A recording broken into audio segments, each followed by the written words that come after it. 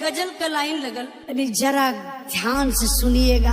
राती के राजा जी भैये के पाजा जी, मजा में हमारा के देनी हंसता जाजी।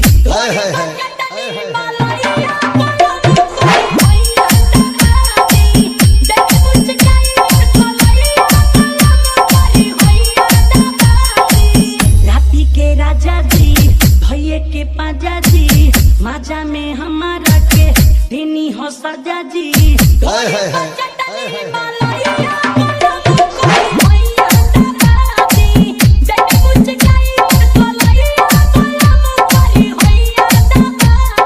DJ